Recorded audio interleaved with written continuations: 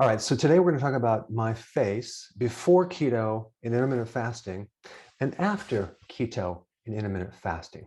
And you're going to learn 7 things that your face can tell you about what's happening internally to your health and to your organs. Now, in the past, I've wrote a book about the body types and how you can identify what's going on inside hormonally with what's going on the outside. And so looking at a face can give you so many clues on what's going on inside. Now, when I teach you this, promise me that you're not going to start evaluating everyone you know, because the temptation is going to be there. And so the worst thing you can do is start evaluating people on the street. So if you end up doing that, don't mention my name. So the first thing that I want to talk about is the shape of someone's face. Now, before I did keto and intermittent fasting, my face was basically round. It was puffy. It was a bit fatty. I had a lot of fluid retention. It looked swollen, but that was actually fat and water retention. Now, before keto, I wasn't necessarily eating terrible junk foods. I was just eating too frequently, and I was definitely eating things that were not on the menu, like fruit, specifically apples. You know, one apple is 19 grams of sugar. So what I would do is after breakfast, which I don't consume anymore, I would take this apple, I would say about an hour and a half after breakfast, and I would just spread peanut butter on it, right? And so that would be my snack. And then at night, I would graze on nuts, the healthy snack, right?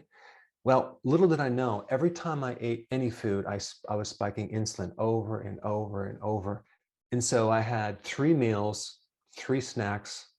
That is 6 spikes of insulin, which kept my body from going into ketosis. And also, when you store sugar, you actually store water.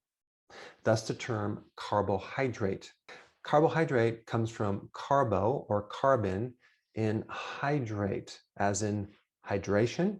So with every gram of glucose that's stored as glycogen, you're storing 3 grams of water. So carbohydrates make you into a fluid-filled sponge.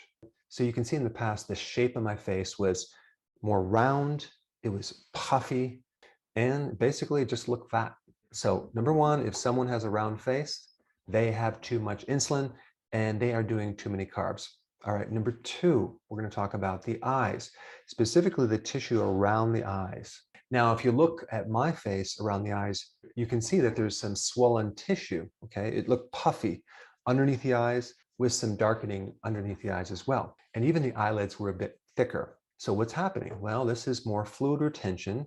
The kidneys, which are severely affected by blood sugars, start to back up, and the tissue around the eyes, especially the puffiness underneath the eyes, is a real good indication that the kidneys are backed up because you're retaining too much fluid. You know, the problem with knowing this information is that you see it all over the place. You observe it in people. And so the temptation is there. You just want to tell them, listen, if you just change your diet, if you got off these carbs, that fluid will go away.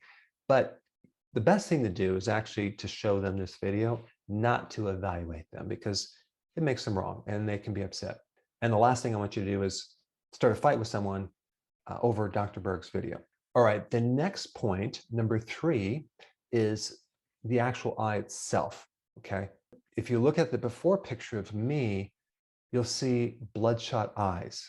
Now, bloodshot eyes is a liver problem usually. It could be lack of sleep. In other videos, I talked about it being a deficiency of vitamin B3 and B2, but that's really just the tip of the iceberg. It's really a problem with your liver. Now, of course, if your blood sugars are off and you're eating a lot of carbs, the liver is going to be fatty. You're going to have decreased liver function. The liver is not going to be able to detoxify that well. In fact, I had bloodshot eyes for years and I just couldn't figure it out. I remember one time flying to San Diego to a seminar held by Bernard Jensen, the guy who put colon hydrotherapy on the map. And so Bernard was doing this seminar and I stayed all day at the seminar. And then at the end, you got a chance to stand in line and get to meet him and ask him questions. And I remember staying in line all day long. And I finally got to meet him, shake his hand, and I asked him, why are my eyes this bloodshot? And he looked at me and he said, I don't know. So a little bit later, I think it was the day after, my wife and I decided to drive to his house, and he lived in this trailer next to this place that had all these monks on this property and an orange grove. And we pulled up. He wasn't there, but we went into his trailer and just bought his colon hydrotherapy self colon cleansing kit. It was, I think it was called a colema, which is a combination between a colonic and an enema. And so that was the start of my colon cleansing phase, which didn't ever seem to help because colon cleansing doesn't fix your blood sugars. It doesn't fix your diet. It just keeps cleaning you out. But then you go right back to the same old, same old. But anyway, I had a combination of bloodshot eyes, and I had severe irritation on the inside of my eyelids. It felt like sandpaper, okay? So my eyes were dry and red, but the inside of my eyelids were completely red and irritated. Now, looking back at that, that was a severe blood sugar situation. I was going right into diabetes, and I didn't know it. But you can see in this picture, I had bloodshot eyes, and that is liver stress. If I recall, even way before that, I think this is my late 20s, early 30s, for breakfast, I would be consuming a huge muffin or a donut or cereal, and I had no concept that that was creating a problem. And even after that, I think there was a phase where I was trying to sleep, so I would do ice cream every night before I go to sleep. So of course, I had my share of carbohydrates, and that was a big problem with the eyes. Your eyes have a lot of receptors for insulin, and it is a main target that insulin in blood sugars will affect. All right, number 4, okay, underneath my chin, I had fat underneath my chin. Now, this is just a spill off of accumulated fat, because when you fill up the fat cells, then it starts spilling off into other places. The first place that someone stores carbohydrates as fat is in the liver, okay? And that fills up, and then it starts spilling off into the organs. And so you get this little gut. And by the way, I had a pizza crust, okay, in my midsection. But as the fat starts building up, it starts accumulating in your face, underneath your chin. And that doesn't just affect how you look, but that fat is also accumulating in the back of the throat and the back of the sinuses. And this is one of the reasons why people have sleep apnea and they snore. And so again, if you see someone with a thick neck, they probably have sleep apnea and they probably are doing too many carbs. All right, number 5 and 6 have to do with the texture of your skin. My skin was very oily.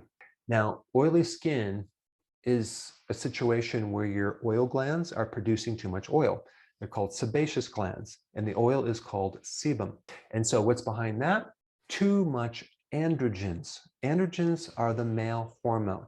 Now, the question is, why is the body making too much androgen?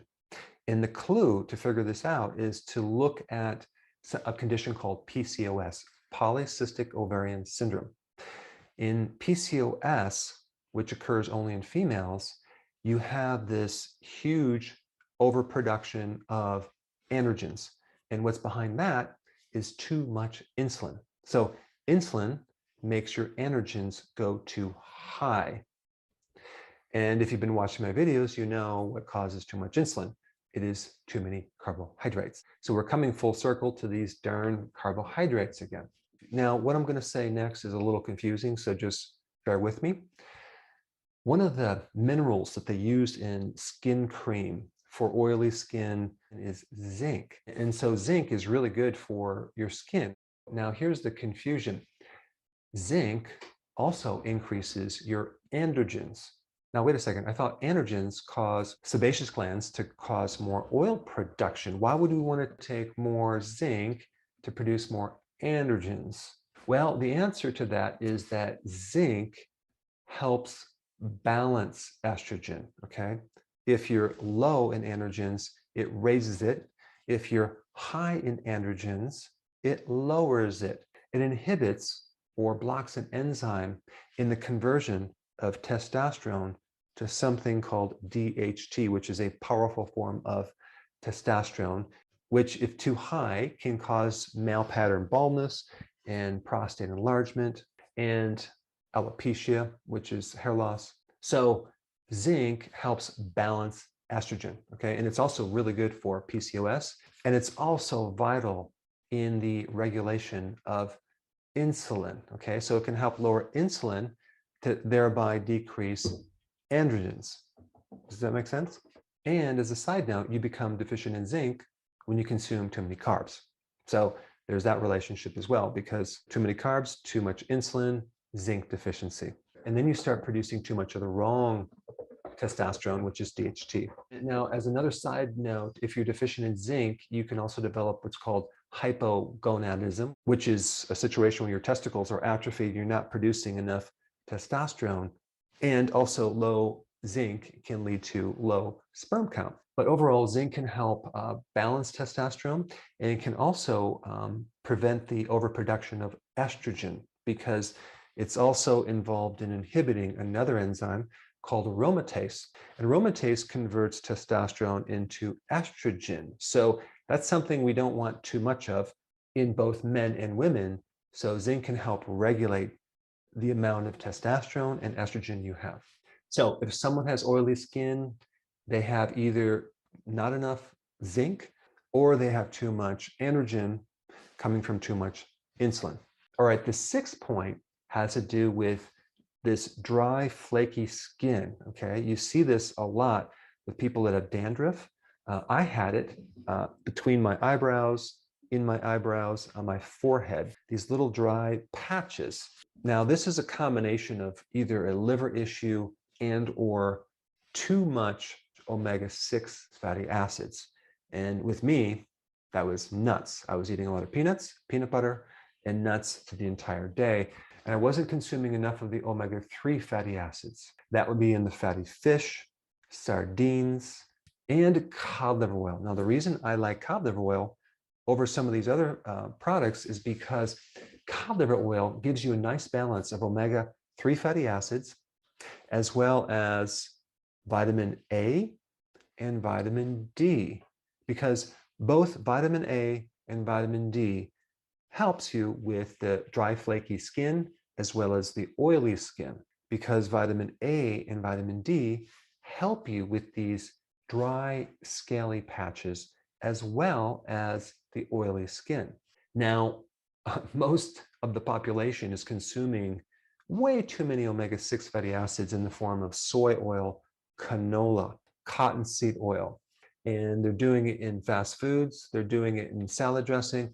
It's in like 9,000 foods at the grocery store. And they're not doing enough omega-3. So they have this major imbalance. So it shows up in the skin. So when you see people with this texture problem in the skin, you know what their diet is composed of. And because this causes a lot of inflammation, they also have a lot of red spots and red rashes, and it creates liver problems and also inflammation in your joints as well. Now, as another side note, if you've ever heard of chicken skin, where you have in the back of the arm or maybe the hips or your buttocks, you have this skin that has these rough little pimples, right, where the hair follicles come out. That's called keratosis pilaris, or chicken skin. So many people have that, and all they really need to do is start taking more omega-3 fatty acids. Cod liver oil is a really good source. All right, the seventh point is acne. If you see someone with acne, you know internally they have too much androgen. Now, as a child, I had terrible acne on my forehead, on my back, and it was devastating because it created a situation that I was withdrawing, I was shy, people make fun of you, and I was always trying to hide it with my hair. And boy, did I try everything. I tried scrubbing the acne because I thought it was dirt, all sorts of creams, and it never helped. It just made it worse. And oh my goodness, if I only would have known that acne comes from too much androgen, which is really too much insulin. And I was a total carbo junkie back then. And I made no connection. I did not connect the dots. I just kept eating carbs and washing my face more and more and more. But this is another reason why they put zinc in a lot of these acne creams, because zinc helps lower androgens. It helps shrink the sebaceous gland. But of course, if the diet is not changed, that zinc is not going to do anything. So when you see people with a round face, a fatty face, with puffy tissue around the eyes, bloodshot eyes, oil skin, flaky skin, red blotches on the face. Don't evaluate them. Send them this video. Help them to learn what's behind this problem. It can be easily resolved just by giving someone the right knowledge for the right problem. Now, if you're new to my videos and you don't know about the solution involving what to eat, I created 3 very simple step-by-step videos. And the first video is called Step 1, start here. And then the second video is the second step. And the third video is the third step. And I attached this link to a playlist, which is down in the description. So click the button below and learn how to get started so you can transform your face into something that you want with just simple knowledge of what to eat.